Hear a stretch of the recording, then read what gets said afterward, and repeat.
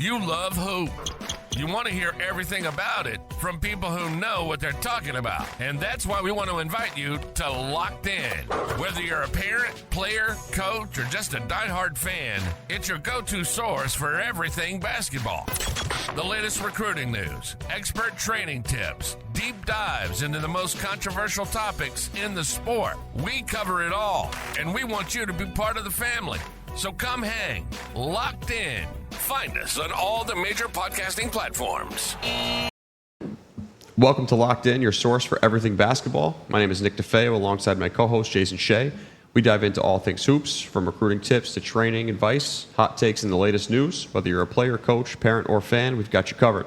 Don't forget to subscribe and follow us for more great content every week. Let's get locked in. Coach, how are you? I'm doing great, Nick. How you doing? I'm doing well, man. Episode 2. Choosing your AAU team. This one should be fun. It should be interesting. Yeah. Definitely helpful for parents. So we're gonna dive right into it. AAU. What is it? Well, first you got to start with the disclaimer, right? That it's not you can't always use AAU unless you register with the organization. It's just become synonymous with travel basketball. Usually in the spring, summer, and now in the fall. It's very popular. I think in order to get into this discussion like a true coach, we want to focus on some negatives and go into what I listed as the 10 red flags in an AAU program, or when you're choosing an AAU program. So what parents should look and see, if they see it, probably should go in a different direction and don't go down that road. There's a lot of pitfalls in this. There's so many choices. How do you make the right choice as a parent? Yeah, it's really difficult. There's so many these days. There's so many teams to choose from. There's so many locations. Where do you practice? But the first one we'll dive into is limited practice time. You want to choose an AAU program where you're in the gym minimum twice a week. These AAU programs where it's maybe once a week or last minute cancellations, that's a huge red flag. Yeah, absolutely. So you start out with practices, and what is your coach doing at those practices is another question that you want to ask. You want to ask, how often are you getting together to practice? Now, it's not fair to treat it like high school, where you're going to practice every day, because gyms cost money. And most AAU programs don't have access to gyms. So you can't expect it to be every single night. If it is, then you're probably in a great program. But you can expect it to be at least twice a week. At least twice a week for 90 minutes where you're getting in the gym with your team and you're having a practice. If there's a skill session involved, that's even better. But if you're not practicing at all, or you're coming together on an outdoor court for 45 minutes of runs once in a while, once every couple of weeks, you're not really in a program that's going to develop you. Okay, so if you're going to play in a program that does not practice that often, and we'll get into this too, like the different levels of AAU, unless you're playing at the highest level of AAU where it's transportation and distance that are the barriers to practices, you're not in a good situation. You need to be getting better, and the only way to get better is to practice consistently with your team. Agree, and I think the 90-minute slots is also key. 2 90-minute slots a week, that's 3 hours, plus a tournament on the weekend. Now you're talking 4, 5, 6, potentially 7 to 8 hours with your team per week during tournament season. And I think that's huge for kids who are trying to develop. And obviously we'll talk about the practice schedule and what practices look like, but the development there, whether it's high school, middle school, and all the way down to elementary school, you want to get the kids encouraged to play at least that 7, 8 hour mark during the week. That would be huge. Absolutely. And so let's go to number 2. So again, number 1, make sure you have a great practice schedule. You're in the gym consistently with your coach. Okay, number 2, when you're talking to a coach, or if you get to know a coach, or you're listening to the coach during a practice session or during a game, does the coach consistently refer back to when he played? And this is how I did it. And back in the day, I was so good. I played AAU at the highest level. I scored 25 points a game. I. And it's like, okay, we get it. You played. A lot of us played at different levels. That's not the most important thing here. The most important thing is, can you teach the things that you learned effectively to younger players? That's really the focus. So consistently using your own examples, maybe setting a bar too high for kids when really you need to be focused on how to get them where they want to be, what their goals are, what their peaks are, their potential is, not what yours was. And sometimes that could be a dangerous thing with a coach. I know we've both seen it in AAU where coaches are so focused on what they did in the past, and they automatically think that makes them a great coach. No question. And there's levels to this, right? So you have coaches that maybe potentially played college basketball, whether it's Division I, Division II, Division III level. 1% of high school kids go on to play Division I basketball. That's more than it ever has been before. So there's more Division I players right now than ever before. So if you're talking to a Division I coach from years ago, you're talking about a really good basketball player. But to your point, can they coach and can they teach? And that's where the biggest misconception is right now, where you get a coach who says, well, I've done this, I've done that, we can do this, we can do what I did. None of the players are going to be able to relate to that because they're not that coach, or they don't know who that coach is.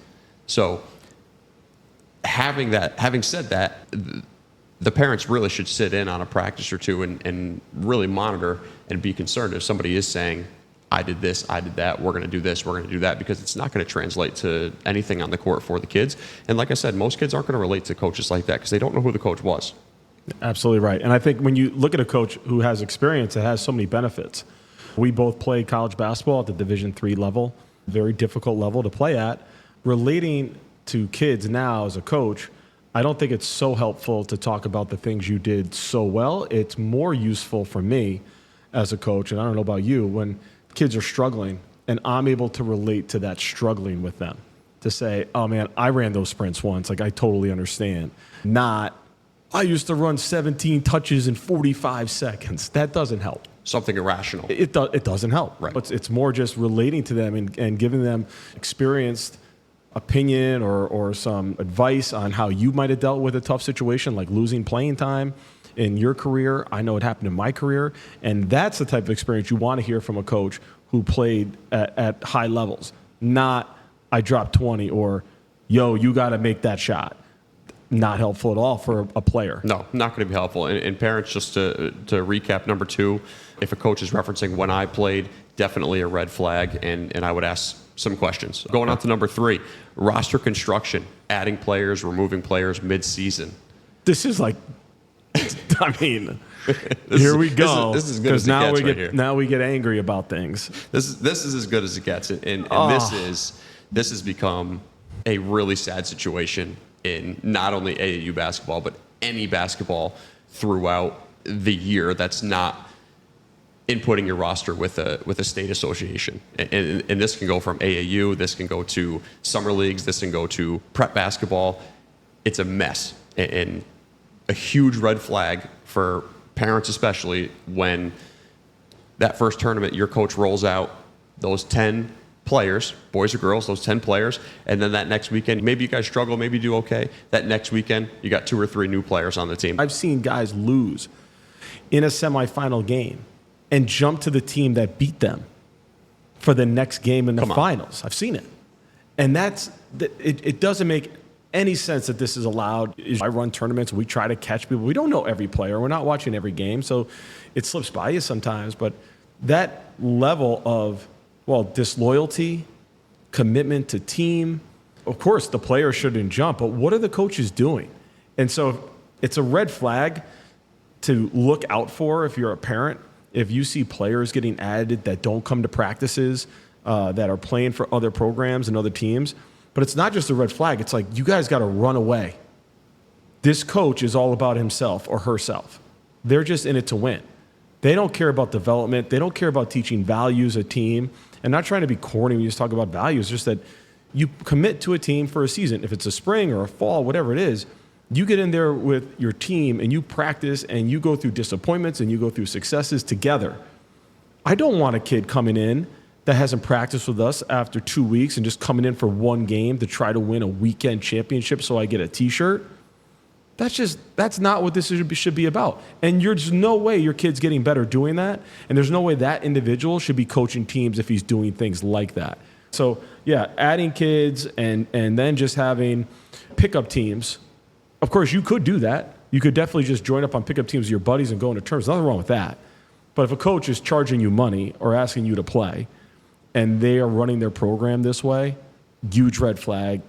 Get the heck out of there. Yeah, get out of there quickly. Obviously, if the coach is labeling it as the AAU, if there is a price tag, like you said. But back to your point, and what I was going to say is, what are we teaching these kids? If you have player A show up for every practice, every tournament so far, but then you bring in player B and he all of a sudden trumps that player A and is now getting all the minutes, taking all the shots. We're not teaching anybody anything, especially these kids. And now as they develop, they're going to understand like, oh, maybe I can just run from team to team, or I can be loyal as can be. I can go through the struggles, but someone's just going to play somebody over me anyway. That's just no good. No, it's absurd. And it's become so normal at the travel basketball level. A lot of coaches are doing this. Coaches are recruiting off of other teams at the tournament. These are the things that give AAU basketball, travel basketball a bad name when this kind of stuff happens. It's up to the adults in the room to monitor it and regulate it and not allow it. But it's tough because, like you said, people are not members of associations, which I totally understand. It costs money. It's hard enough to pull the money together for uniforms and gym time and insurance and everything else. So I get that. It's just don't play for a team that's the roster is changing on a week out basis, and don't go play for a team that asks you to do that. Correct. I mean, that's just not a cool move, man. Like, I don't even know how guys do that. I couldn't do that. I feel so uncomfortable. I don't even think I could play well. Some guys are just immune to it. They're too used to it. Right. Jumping around. It's because it's become such commonplace, and it's so common now that, unfortunately, and we've both seen it, game one ends, you see a couple players sprinting to another court, sometimes to play for another team within the same program, or other times play with unfortunately another team, and they just rip the next jersey right out of the bag, sit on the bench, and 2 minutes later they're ready to go for the next team. It's pretty sad. Yeah. Let's jump to what, like, this one is, I know for both of us, is another big one. And yep. This is not, and I want to just, like, good disclaimer here when we're doing this. We're not here to bash AAU coaches. We both coach AAU. We've done it a long time. The majority of the guys do a great job, and they do it for not a lot of money. They commit to their teams. They are selfless, spend time away from their family. So most of you guys are great, but we're just giving you the red flags, the ones to stay away from. And we'll talk about, like, the best ones and the things they're doing, but we're kind of doing that as we go through the list of what to stay away from. But this one, number 4, just irks the heck out of me, and that's playing down. If you have an AAU coach, like if an AAU coach comes to me as a parent and says, my son, it doesn't even matter if he's good or bad, actually. It doesn't even matter. But if he says to me, hey, we'd love for your son to play for our 6th grade team or 5th grade team, and he's in 7th grade, I'm out. Goodbye. I'm out.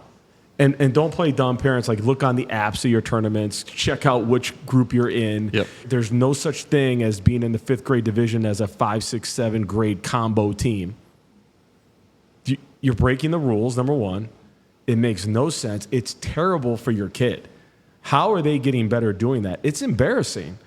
And then when people are there and they call you out, like, oh, Johnny, he was in this school 2 years ago. He was in that grade. I remember him. That's the best. It's the best. That's the best when you hear a parent in the crowd. He's not in 6th grade. Yeah, and then they're like, he's reclassed. He's a double reclass kid. So fine, maybe you are a reclass kid, but, like, bring proof that you've already done it. Don't do it and say I'm reclassing. Again, if a coach is trying to get you to do that, what does it tell you? The coach is all about himself or herself. They just want to win. That's all they care about. This is not about your development at all. It cannot be about your development as a player or your kid's development as a player if they're playing them against kids that are 1 or 2 years younger. This isn't high school where seniors can play against sophomores. It's not a big deal. Younger ages, grades, and ages matter more. There's a huge separation. So if a coach is telling you to play down, get the heck out. Don't do it. Right. And unfortunately, the things that they're saying when they say, come play down, you can score X amount of points, you're going to start at this position, or you're going to get the ball this many times. That is, again, a major red flag. And from my experience personally, especially whether it's this year or last spring, I've seen kids play down. I know that they're in a different grade, but as a coach, can I challenge it? Sure. Can I make us think of it? Sure. But I'm going to sit there and teach my kids, like, guys, we are going to get this together. I don't care what grade they're in. I don't care what they're going to do. I don't care how good he is. We're going to play our way, and we're going to try to impose our style and try to win that game, regardless. Because, again, I'm not going to sit here and make us think of it, but as a coach, and a ton of other coaches know, that the kid's not in that grade. And unfortunately, again, just like the one we said before, we're adding players or running across the court to play to another team within their same program. but again, the younger version of what's supposed to be their grade. Absolutely. And that does bring me to one other thing here, which may be a red flag to get out too. And that's the coach who always tells all of his parents or her parents that the kids on their team are older. Right. Because that's not true. The majority of the time, again, the majority of the coaches in AAU are great guys, great women. They do a great job. They're not cheating. There are kids who are bigger than your kid. That's okay too. Like most of the kids are in the grade, so you don't see it a lot. And if you have a coach, we've had some coaches, and I'm never going to use names in this case. I'd love to, that just complain every time.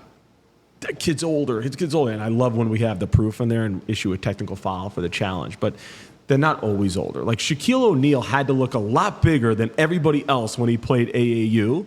And I'm sure he got challenged a few times. Like there are kids like that are just bigger. So get away in both situations. Both are just kind of good red flags. Number 5, disorganized. Disorganized. Nick, you're one of the more organized people I know. You could probably speak to this, but talk about communication, the importance of that in an AAU program, especially when it comes to traveling and going to tournaments and your scheduling and just overall, just the importance of organization in AAU program. Yeah, absolutely. And it's something I've always kind of prided myself on is being organized and have clarity in your communication. And that's very simple. That's how I grew up with my parents, and they always taught me that you need to communicate, you need to be organized, and that's something I'll take into my program, whether I'm coaching high school, prep school, or AAU. It's something that needs to happen. But for me personally, I'll have my parents always meet with me at the beginning of the season. I'll lay out the whole ground rules, what the season's going to look like, the schedule, everything. And then I ask them if anytime you want to come into a practice, you're more than welcome to sit in. And this is, I'm having them test me purposefully. But most coaches will say, we're going to practice at this time, no one's allowed in practice. And I think this is a major red flag where if you're a good coach, why wouldn't you want the parents to watch you develop their kid? That's going to help you by word of mouth. They're going to spread the word to other families that, hey, Coach so-and-so is great. You guys should come over and jump ship and play for his program next season.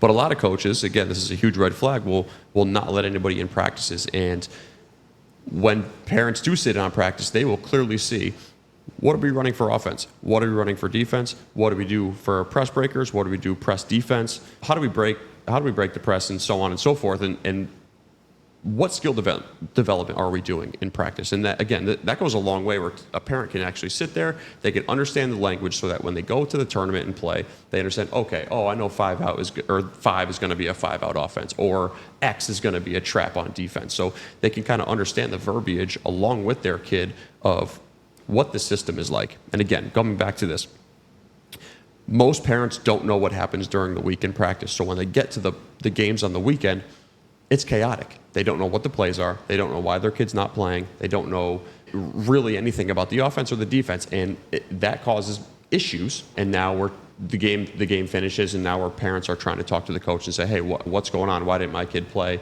Or why didn't he get any shots or score or anything like that? And I'm sure you've seen it as well. But for a good coach, whether it's, again, AAU, high school, summer league, be organized. Have your communication plan. Make sure you talk to your families, and I know you can speak on that well as well. Yeah, and I agree with you. In AAU, I think opening the gym up to parents is a good idea. I do think there's a difference at the high school level. At the high school level, we close practices. It's a different level of intensity. It's every single day. It really is totally the coach's prerogative, because it's not pay to play. It does change a little bit, and I think the parents at a young age are more helpful than by, like you said, going to practice, they're able to reinforce what you're saying to them. At the high school level, it's a little different. We probably don't want the parents reinforcing as much. We kind of want them as much out of it as possible. Mm-hmm. But let's just kind of piggyback there, and this is just one. This is more of a coaching one. And this is maybe a little bit more difficult and maybe a little more nitpicking, because I understand the time restraints and why coaches do it.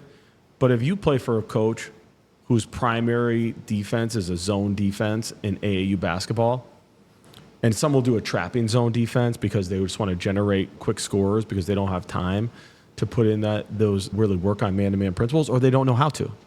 Man-to-man is tough to teach.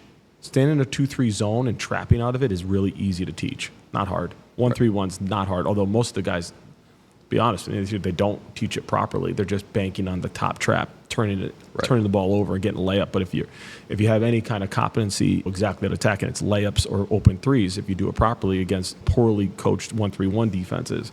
But you're not helping the kids. If you teach man-to-man, and just from my perspective as a coach, like we teach all man at Notre Dame, and I think I've told you this in the past, we've gone to zone defenses in the state tournament and never practiced it once. And people say, well, you're so unprepared if you do that. No, we're not, because zone is so simple if you're great at man. Guard the guy in your area, communicate switches, right? Know and be aware of shooters and scorers and your scouting report. And it becomes a lot easier for guys because they don't have to fight through screens as much. You stay out of foul trouble, but it's so simple if you have great man-to-man principles. Well, if you're going to the high school level and you're playing AAU and all you do is play zone, which I've had so many guys come to me after playing years of zone, teaching them man in 9th grade with 3 weeks of practice before the first game is really hard to do. It takes like a year, maybe 2 years before they're proficient at man-to-man. The kids who come to me from man-to-man AAU programs, it is so easy. Yeah, there's a few things because we have more practice time. We have that advantage at the high school level. There's some things that could be improved on, and we improve on how to guard screens properly, all different types of guarding screens. Are you switching big to big, guard to guard? What are you doing? But if you come to me after playing zone your whole career, you're not ready. And you're definitely not ready to play at the college level. So, yeah, you might win some more games. It's the easy way out to play zone if you're an AAU coach, but it's not the right thing for the players. So again, if you're nitpicking as a parent, you think you got a good player, and most parents do think their kids are pretty good, maybe go watch a team play from that program on a weekend and see what they do. Ask your high school coach, ask somebody who you think knows basketball, and see what kind of defense they play. I think it tells a lot. Yeah, I totally agree with you, and it's a quick fix, right? Like you said, they want quick scores, they want to get out in transition, they want to run, they want to get up 10 plus, 15 plus points on teams.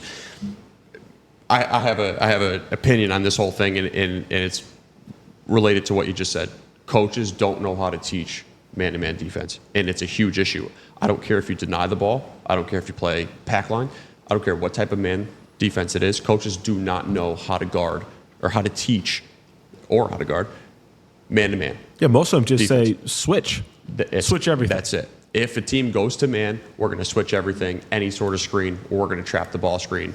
We're going to try to make it quick. We're going to try to take advantage of maybe a team that's not as good, turn them over, go score, and then we're going to sit back in that zone again. Again, it's harder for a good coach, to teach zone offense as well, because kids just resort to shooting threes or maybe trying to get the ball in the paint, but they have less options to get the ball in the paint, and it's harder for especially younger kids to score outside the three-point line consistently. Plus, it's a time thing. Absolutely. Remember, we're talking about if you're in a good Running program, clock. we're talking about but you're also talking about 2 90-minute practices.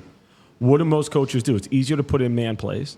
You have to establish your man offense. That's what you do first on offense, and then you kind of check the box on zone, but you don't spend a lot of time on it because you don't have time. And so, in fairness, that's why zone is pretty effective, especially early weeks in the spring. You can see teams play zone; it's really effective. Yeah, no question. And when I was starting out as a coach, I did the 5-star basketball camps, and we had the old school. You have 20 to 25-minute sessions, 4 or 5 in a row. So you're really just like coaching for an hour and a half to 2 straight hours. Intense, good players. And I would always choose shell defense, always. And I don't care who it was with, whether it was a high school coach or a prep school coach, I always wanted to do shell defense because I wanted to know how to teach man-to-man defense from the get-go. And that was when I was 19, 20 years old, still playing and then just removed from college basketball. But I wanted to learn how to guard the basketball, how to guard 1 pass away, how to guard 2 passes away. The majority of it was all deny because that's what was popular back then. The pack line wasn't really huge until the last couple of years. But I wanted to learn how to beat a man-to-man defense, but how to teach a man-to-man defense. Because again, if you're a parent and you think you have a good player and they're going to play for their local high school or their local prep school or whatever level as they get better, it's going to be man-to-man defense. If you have a college basketball player, they're going to be playing man-to-man defense. I don't care. There's only one school in the whole world that plays zone the majority of the time, and everybody knows it's Syracuse. And not anymore. And not anymore since the coaching change. Since Coach Boeheim But left. they always knew it was Syracuse. But now, if you're playing college basketball, I don't care if it's the Division I, Division III, JUCO level, it's going to be man-to-man defense. And if your kid does not know how to play man-to-man defense or how to guard certain actions, they're not going to be on the floor for at least, like you said, 1 to 2 seasons. 1 to 2 seasons. We're talking junior year. Absolutely. And so do your kids a favor. It's harder. You want to look for a coach that's running man-to-man. All right, here's a fun one. And I just wrote in my notes, Bob Knight. And Bob Knight's one of the greatest coaches of all time. If you know anything about Bob Knight, he's pretty excitable, throwing chairs across the floor and everything else. Really be careful of getting with a coach who is over the top in terms of emotion. You want great emotion, but I'm talking about like they're going after the officials in a major way, right? That they're just going nuts. Guys, AAU officials, depending on what tournament you're playing at, they're high school officials. Most of them are. A lot of them are freshmen and JV officials. They are still learning. They're using this to learn to try to be high school officials. That's what a lot of them are doing. Not all. I know we all go to the tournaments, and there's like, I've seen guys walk in with a case of beer and hit it in a cooler, and we had to kick them out. I saw that. And they just want to hang out all day. So there's those guys too. And hopefully those get weeded out. For the most part, they're trying their best, and they're just learning the game. And I don't think any of us would want to do that job getting yelled at by a lot of people who don't know what really the rules are at the end of what's going on. And so don't choose a coach who's going crazy all the time. What that generally does is it incites the players, gets them out of really, again, learning basketball, getting better at basketball. They get into excuse making. It's the referee's fault. That's why we're losing. That's why this is happening. Then parents buy in because parents are spending their weekends there, and it's fun to have a conversation about it. And then now they're getting on the officials. And so now we're teaching bad sportsmanship across the board. I've seen guys, and this is, okay, red flag the run. Here's one. If you play for a coach or know a coach who's coached games and even one time had the cops called as a result, leave the program. Immediately. Right away. First time. And again, no tolerance. I've seen this. I've seen it all. I hate to say it. I'm not that old. I don't want to be like the old guys. I've seen it all, but I have seen this. You got to get out, right? And then the last thing is on the Bob Knight front, be careful like the old school mentality of it's good for him. Yelling at him is good for him. Yes, holding kids accountable is good. Be on time to practice. Touch the line on a sprint back, or you're not going to play as much. There's always that consequence. That's the coach's best friend. It's his most lethal weapon to encourage players to play the way he or she wants them to play. But you don't need someone who's like blitzing kids on the weekend, making them cry and just going crazy in their face like maybe a Bob Knight would. He coached at Indiana. They were like number 1 in the country. For years. For years. They're totally different kids that you're coaching. It is false to think that that's going to make these kids. Maybe one kid responds well and he gets tougher, and as a result, he's a better player. But the majority of the kids are not going to do well with that, and they're not going to learn anything from that. And by the way, as the coach who's doing that, you're probably not qualified to be doing it. Almost definitely not. And again, what are we teaching the kids? We play fall basketball, we play spring basketball to learn and develop, and as coaches, but also as players. And ultimately, again, if you have a middle school kid, elementary school kid, even freshman in high school, it's about development and it's about getting better. But if your kid's getting yelled at too often and screamed at for maybe even making a good play, they're going to get turned off quickly. And unfortunately, I've had a couple of kids that I've talked to recently that have had this experience where it was 5th, 6th, 7th grade, and they were playing for a coach. It was a travel coach, and they got turned off. And now they don't play basketball because I just got yelled at all the time. And again, major red flag. You want to teach the kids. You want to encourage the kids to get better. Don't play for Bob Knight or what he thinks is Bob Knight. No, and I'm a big believer in what coaches will say a lot of times to justify this, and say things like iron sharpens iron. I love that phrase. I do love it. That's not iron sharpening iron, okay? You could be effective as a coach and teach toughness, mental toughness, physical toughness, without being that way. You can certainly do that. And if you spend all your time in AAU yelling at officials, you're spending not enough time coaching your kids. So Totally. I feel like we're on the complaint train about coaches. Again, these are just red flags for parents. The majority of coaches are great. Here's another one along these lines. Play for me, and I'm going to get you exposure. 5th grader, 6th grader, 7th grader, 8th grader. you're going to get exposure with my program. We're going to travel all over the country to get you exposure. Where are you going? What exposure are you getting these kids? Right? That's a red flag. You're going to spend a lot of money traveling as a parent. I have a funny one about this, and I've seen exposure. I've been to EYBL events in Atlanta, Dallas, LA. There might have been a couple more. I've seen it. I've seen the Adidas circuit. I've seen the EYBL. It's top notch. It's legitimate exposure. I've been training a middle school athlete for almost 2 years now, and he plays for a solid AAU program. No issues with it. They run pretty good stuff and have a good program. 8th grade season this past spring. You know, he says he's playing for this team. I said, great. What tournaments you guys playing? And he said, oh, we're going to Atlanta, and we're going to Chicago, and we're going to, and I said, what grade are you in? He said, 8th grade, going to be 9th grade next year. I said, well, you know, why are you going to play those tournaments? And his father was there as well. And he goes, well, we're playing in these big exposure events. And I said, oh, really? Who's coming to watch you? He said, I'm not sure. Coach says there's going to be a bunch of schools down there and coaches down there. And I talked to the dad, and he said the same thing. Fast forward 2 weeks later, he comes back in for his training session, and I just wanted to pick his brain because I knew what the answers were going to be. I said, right to the dad, how was the tournament? How'd it go? It was great. It was a good experience, all this, all that. We played these great teams. I said, oh, you know what? Was there a lot of exposure, a lot of coaches there? And he kind of looked at me and kind of smiled, and I said, I told you. And he said, I know you did. I said, there were no coaches, were there? He said, there was not one coach, whether it was high school or college, that weren't coaching AAU in that tournament to be seen at the whole gym. He said, we played great teams. We saw some really good other players, but no coaches and not one college coach. Meanwhile, they had to foot the bill for the flight for 2 parents and at least 1 kid. They had to foot the bill for the hotel. 2 parents, 1 kid. It's probably 1 room, but you're talking 3-4 nights in Atlanta. At least, yeah. And again, just goes to show at that middle school level, it's not about the exposure. Well, let me help out all the parents with this. There is no exposure at all. College coaches do not give a hoot about how good your kid is in 4th, 5th, 6th, 7th, or 8th grade. They don't care. They're definitely not going to go watch, and they're not even going to watch when he's in 9th grade. Even on the EYBL, you could go play great there. Very few players, even on that circuit, are going to get offers as a result of what they do on the EYBL in 9th grade. They're not going to watch you.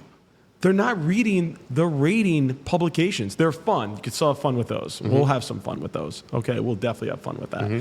You can have fun with it, but it doesn't mean anything. You're not getting recruited. They don't care. We talked about in our last episode, coaches aren't even recruiting guys out of high school. Right. Juniors, seniors. Right. And so then you think about, we're going out of state. Great. You're going out of state, or you're going like out of region, you're taking these long trips. You're playing against the same teams that exist in your area are there. Right. The same teams. You say, well, the competition's so much better. And that could be true sometimes because, especially we live in Connecticut, it's a small state with 3.5 million people. Well, yeah, if you go play in a tournament in Florida that has 30 million people, there might be a few more good basketball players when you have 27 more million people. Mm-hmm. That's fair. But you don't need to do it. You could find good teams to play in your area. You don't have to chase exposure. And a coach who's telling you they're taking you to gain exposure at that age, they actually just don't get it. And again, they think that they're going to get, and this brings up the next one, a sponsorship opportunity for their programs. And that's number 9. When your coach tells you they're sponsored, what does that mean exactly? We've had a local program here who's been sponsored by Under Armour for years. Sponsored how? Sponsored how? Is all your stuff free? So here's the best part. If you are sponsored, truly sponsored by a sneaker team, and then they open a team store that you have to buy something from at a discount, you're not sponsored. Nope. Not sponsored. Everything's free if you're sponsored. You're not. So that's number 1. And they're trying to hype programs, and you got onto this circuit, which you're paying to get on, and there's nothing wrong with that. Again, good competition. Go experience it if you want to do it. Fine. There's nothing wrong with it, but you're not sponsored. And that's okay too. It's alarming when programs falsify that. Right. There's very few sponsored programs. There's 3 major circuits at this point, major sneaker circuits where you're truly sponsored to be on. And those programs that are on those circuits, very fortunate to be there. There's a lot of luck in who you know to get on them. Those programs, those players are getting a lot of free gear. They're traveling for free. They're obviously playing these terms for free. Their hotels are covered. Their food is covered. It's just very different. That's truly sponsored. If you don't have that, you're not sponsored. And I could be wrong on this, but I don't think there's any sponsored 4th, 5th, 6th, or 7th grade teams. There might be a new 8th grade circuit with EYBL, but I bet you they do not get everything for free. Well, that's the thing about the circuits and the sneaker circuits especially, is that each team's budgeted. Each team gets an allotment of money that they need to distribute amongst not only their 17s team, but their 17s and 16s, because the 16s will travel to, I think it's now 1 or 2 EYBL tournaments prior to Peach Jam. That's for the EYBL, and I'm sure Adidas and Under Armour do the same thing, but they have to budget that money. And the heads of these sneaker teams have to depict what they're going to spend that money on, and most of them, if not all of them, are not taking their 9th grade team, and maybe even not their 8th grade team, unless it's local. And I know a few sneaker teams up here in New England that go by bus because it's cheaper, because they have to save that money to distribute it elsewhere. Again, so if the coach is telling you that we're sponsored, or you're going to get this amount and you're getting charged for it, or ultimately you show up and the logo is not on your jersey, whether it's Nike, Adidas, or whatever sneaker that he says it is, you're not sponsored. And in middle school, you don't need to be sponsored, quite honestly. No, and again, if they say you're sponsored and then, hey, write me a check for $1,000 to play. Why? You're not sponsored. And there's nothing wrong with that. It's just, again, it's kind of false advertising to try to gain players and build up your program. So just be careful of that. And then the last one, and this was one that's interesting for me because as a dad and a coach, I've dealt with this for the last 6 or 7 years, and that's daddy ball. We had an issue in our newsletter. One of our first issues was about that, about daddy ball and the pitfalls of that potentially, right? Where if you're being asked to play for an AAU program and the dad of a player on the team is coaching that team, it doesn't mean you should walk away. Doesn't mean you should run away for sure, because there are so many great coaches who are also dads. I wouldn't consider myself great. I was able to manage it. Pretty good. And with him, pretty good with him. Yeah, I was able to manage it. But even me, it took time. We could go into a whole nother podcast on how to coach your son. A lot of tips on that. And the biggest one being around the ride home.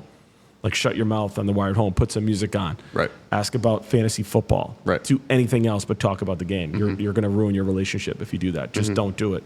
But there are sometimes some situations where I don't think it's too hard to read. You have to give it a little bit of time to see, number one, is the coach qualified? Even though he's a dad, is he qualified? Does he coach somewhere else? How much experience does he have? Is he just in it because his son's in it? Has he been in it before? Do you think he'll be in it after? Right? That's a big factor.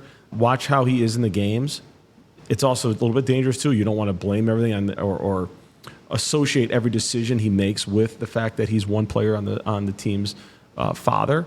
But is everything running through this kid? Is the dad building this super team around his kid where he's trying to really highlight him? And we have a joke when parents call about playing time. Parents generally want the 4 best players on the court and their son. Right. Is that what's going on? So those are good questions to look at. I think that's really a case-by-case basis. It's not necessarily a negative. These guys are really passionate. Sometimes a big positive because you get someone who's more committed. Correct. And wants to be in even more and wants the team to get better even more and loves the relationships that his son is building with these players and really facilitates those relationships as a result of being the coach. So I don't think it's all negative. It's just something to be aware of. There are bad situations there too, potentially. Yeah, totally. And this one might be more long-term here. You might have to spend a season going through with this coach to kind of see and feel him out and really, is he giving his son the basketball 99% of the possessions, or is she giving her daughter the basketball regardless of position, or starting when everybody in the whole gym knows they're not good enough? And that's the biggest one usually. And I've gotten this in the last couple of weeks from a lot of parents to say, hey, my kid doesn't want to play for this coach because it's all about his kid. And again, might be one tournament, it might be a couple weeks of practice, but this one's going to be more long-term. And ask the questions. ask the questions and kind of look for those red flags that we talked about throughout this episode and really see, is it really all about his kid? And obviously the biggest one that we've noticed is Lonzo Ball and their father and what he's done to their kids. And what's worked out for a couple of them, great, but I know they put them under a lot of pressure. And unfortunately, that's what parent/coaches do with their kid, is put their son or daughter under a lot of pressure. And it's really sad. It's really sad. And we're creating this expectation that's surmounting. And unfortunately, they can't handle that as a fourth or fifth or sixth or seventh grade student athlete. It's really unfortunate. So absolutely, I think you're spot on there, and I think that at the end of the day, to kind of sum it up, I think so. We talked about a lot of the pitfalls and red flags to watch out for. So what are you looking for? I think you're looking again for a well-organized program or coach. You're looking for multiple practices a week. You're looking for a coach who is very professional, and how they speak to your kids and how they handle referees and how they handle different situations, that clearly communicates with you via email or text with you and your son or daughter through the AAU program. You're looking for someone who's cool and calm, collected, right? It can be a dad, doesn't have to be, or shouldn't say, you don't have to run away from if it is, right? You're just looking for a good, solid situation of development is the number one priority. Not false claims, not promises of grandeur. If your son or daughter is going to be a high-level player, you'll get there. And we'll talk about that in another episode of where the exposure really is and when it's important to get it. Right. Yeah, for sure. In playing for a coach that truly is about having fun at the end of the day, especially if it's AAU, spring or fall, it doesn't matter. But does that coach want the best for that group of kids? Is he going to set something up at the end of the year where everybody can sit down, have a meal together, have dessert together, and kind of just hang with the parents and hang with the kids just for the pure enjoyment of being together? And I think that's a huge thing that most of these programs won't do these days. They're just going to say, hey, this is our last tournament, hands in, 1, 2, 3 team, and see you guys next spring. Hopefully you come back or come train with me or yada yada. So again, go through this episode. We will have a newsletter out later this week in regards to these red flags and what works and what doesn't work. And ultimately, go where your kid loves to have fun and finds a good group of kids and ultimately a good coach to play for. Yeah, you want someone who makes sure your son or daughter enjoys the game. Have fun, get better. When it's time to get serious about things, you'll know it. And if you have good people around you, they'll tell you when it's time. This is Locked In, your source for everything basketball. Once again, my name is Nick DeFeo, alongside Jason Shea. We dive into all things hoops, recruiting tips, training advice, and hot takes. Whether you're a player, coach, parent, or fan, we've got you covered. Don't forget to subscribe. YouTube, Facebook, X, Instagram, TikTok. Follow us for more great content, and ultimately subscribe to that newsletter. We appreciate you guys listening. Thanks again.